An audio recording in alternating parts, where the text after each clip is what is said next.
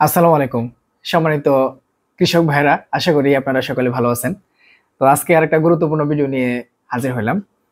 সামনে উচ্চ মূল্যের সবজি কি, কি আছে এগুলা নিয়ে একটা ভিডিও মনে হয় দিছিলাম। মানে কি, কি চাষ করা যাবে এরকম একটা ভিডিও দিছিলাম। তো তার মধ্যে একটা উচ্চ মূল্যের সবজি হিসেবে আমি উল্লেখ করছিলাম যে কাঁচামরিচ চাষ।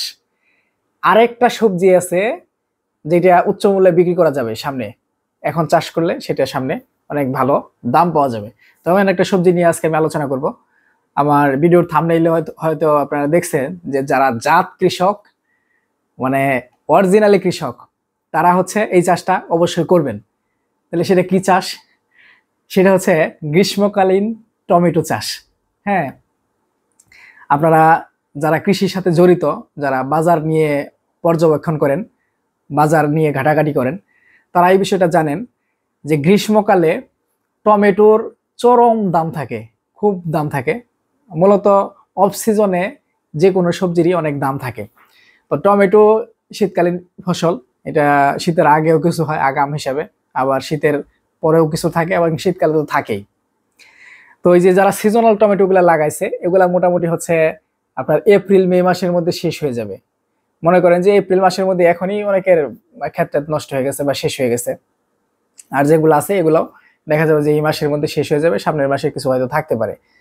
কিন্তু এই যে এপ্রিল মাসে যদি আপনি নতুন ক্ষেতের নতুন টমেটো তুলেন, অথবা মে মাস, তারপর হচ্ছে জুন জুলাই মাস, যখন তীব্র গরম থাকবে, বর্ষাকাল থাকবে, তারপরে হচ্ছে আপনার সিজনাল টমেটোগুলো শেষ হয়ে যাবে, অফ সিজন আসবে, টমেটো ফুরাইয়া যাবে।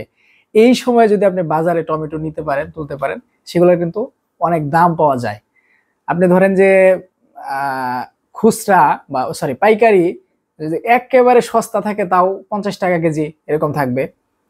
এগুলো আরো বেশিও থাকে। হ্যাঁ, টমেটো আমরা সাধারণত দেখি যে 100 টাকা 150 টাকা কেজি হচ্ছে খুচরা থাকে ওই আপনার অফ সিজনে। তো সেখানে যদি আপনি ওই সময়ে আহ, মানে এখন যে প্রোডাকশন হয় তার থেকে অর্ধেক প্রোডাকশনও করেন, আপনার লাভ তার থেকে সিজনের থেকে প্রায় দ্বিগুণ হবে। এজন্য যারা জাত কৃষক আছেন, যারা অরিজিনালি কৃষিকাজই করেন, এই শৌখিন কৃষকদের আমি বলতেছি না, কারণ এখানে একটু ঝামেলা আছে।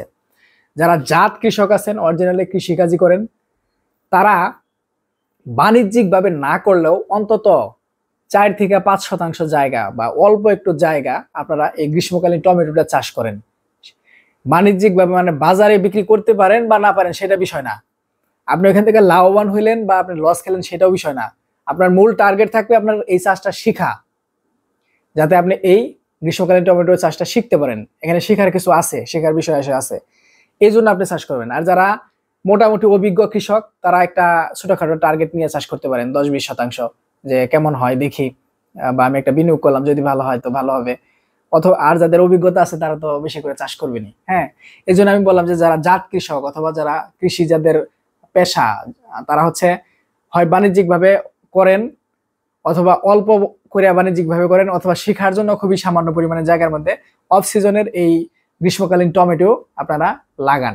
তাহলে হচ্ছে আপনারা যদি এটা ভালো একটা প্রোডাকশন নিয়ে আসতে পারেন, আপনারা অনেক লাভবান হবেন। অফ সিজনে টমেটো লাগানোর জন্য কিছু পদ্ধতি ফলো করা হয়। আমাদের দেশের আপনার এই যে বাড়ি কর্তৃক উদ্ভাবিত বেশ কিছু অফ সিজনাল জাত ছিল, বাড়ি 4, বাড়ি 8, এগুলা মনে হয়। এখন আবার কিছু হাইব্রিড জাত বিভিন্ন কোম্পানি বাজারজাত করে, যেমন হচ্ছে আপনার লাল তীরের আছে লাল বাহাদুর, তারপরে হচ্ছে আপনার সেমিনিস, বায়ারের আছে হচ্ছে আনসাল। এগুলো হচ্ছে উচ্চ তাপ সহনশীল, বৃষ্টি সহনশীল জাত।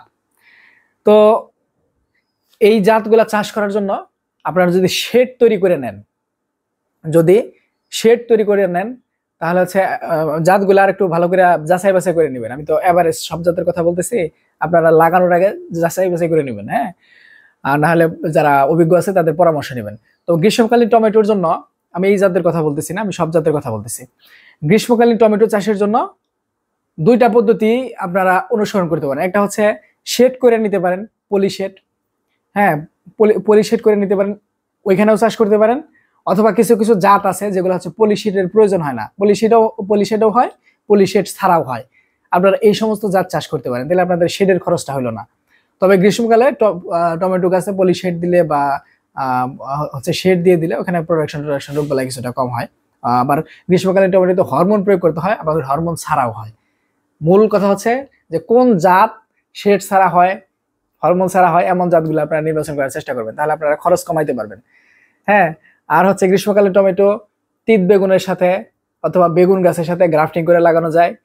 গ্রাফটিং ছাড়া শুধুমাত্র চারা করেও লাগাই দেওয়া যায়, দুইভাবেই করা যায়। গ্রাফটিং করে যেগুলো দেয় ওগুলাতে সাধারণত গোড়া পচা রোগ টোক সহ বিভিন্ন রোগ বালাই এগুলো কম হয়, গাছ শক্তিশালী হয়। আর গ্রাফটিং ছাড়া দিলেও যে একেবারে খারাপ হবে তা না, অনেক ভালো হয়। আপনারা যদি ইউটিউবে সার্চ দেন, আমার চ্যানেলে এগুলো নিয়ে ভিডিও নেই, অন্য অন্য চ্যানেলে আপনারা অনেক ভিডিও পাবেন যেগুলো গ্রীষ্মকালীন টমেটোর জাত কি কি আছে, কোন সময় চাষ করা হয় এবং ফলন কেমন হয়, গ্রাফটিং দিয়া, গ্রাফটিং ছাড়া, শেড দিয়া, শেড ছাড়া কেমন হয়, এগুলো আপনারা ভিডিও পাবেন। তো আশা করতেছি যারা ভালো পরিশ্রমী মেধাবী কৃষক আছেন তারা এই গ্রীষ্মকালীন টমেটো চাষ করে লাভবান হবেন। আর বীজ যদি আপনাদের লাগে, আমাদের কাছে হয়তো 2টা জাতের বীজ পাবেন, আমি জাতের নামগুলো বলে দিতেছি না। বীজ আজকে একটা জাত আসার কথা, আসলে আপডেট পাবেন। আর একটা জাত আমরা সংগ্রহের চেষ্টা করতেছি, ওইটা আসলে পরেও আপডেট পাবেন। আর আমরা নিজেরা আমাদের ক্ষেতে, আমাদের প্রজেক্টে অল্প পরিসরে গ্রীষ্মকালীন টমেটো চাষ করব, সেটা নিয়ে আমরা নিয়মিত আপডেট দিব। এই বছর যেহেতু এটা নিয়ে আমার অভিজ্ঞতা নাই, অন্যান্য চাষ নিয়ে আমার মোটামুটি ভালো অভিজ্ঞতা আছে, মোটামুটি প্রায় সবকিছু নিয়ে অভিজ্ঞতা আছে। এই গ্রীষ্মকালীন টমেটো আমি কখনো চাষ করি নাই, তো আমরা এটা চাষ করব এবং হচ্ছে এটার আপডেট রেগুলার দিব ইনশাল্লাহ। আমরা চেষ্টা করবো একাধিক জাত চাষ করার জন্য। এই বছর যদি ভালো হয়, পরের বছর আপনাদেরকেও আমি ভালো সাজেশন দিতে পারবো এবং কি আমরাও হয়তো বা বড় করে প্রজেক্ট করতে পারি।